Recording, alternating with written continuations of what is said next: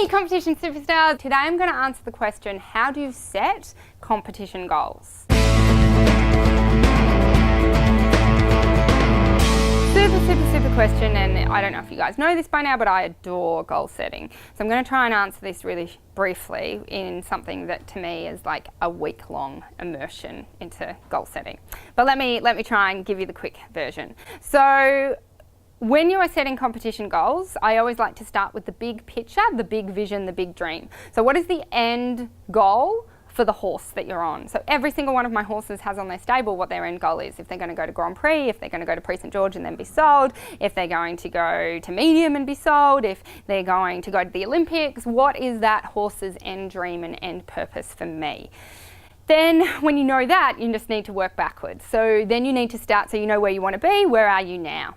So are you in prelim now? Is it a breaker? Can't do a circle, can't get the horse in the bit, like where are you? Doesn't matter where you are, we just need to know where you're at. And then we need to go, what is the next step from where you're at and knowing which road we want to get to, where we want to get to, what is the next step? So for a breaker, it might be, another big goal is obviously to get to a competition. So a prelim competition is going to be a goal, and that's going to be your first competition goal. And then your competition goal at that competition, because it's your first competition, might be, I always say my first competition goal is to stay on and stay on and not get eliminated. Stay in the ring and stay on.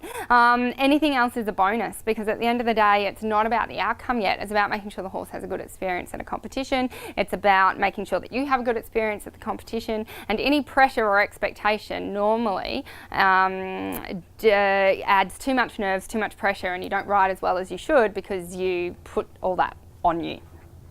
So when you're thinking about how to set a realistic competition goal, let's say you have competed and you scored 60%, you want to score 70%. That's great, you write that down as a goal, but then you need to, goals are great, but the most important part of a goal is then what's the plan to achieve it. So you've got to sit down with your coach and be thinking about, okay, how do I turn all my 6s into 7s?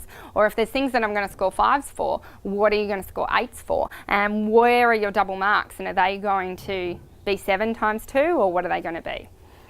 So super important you think about all of that. Trust that helps. Share your competition goal below.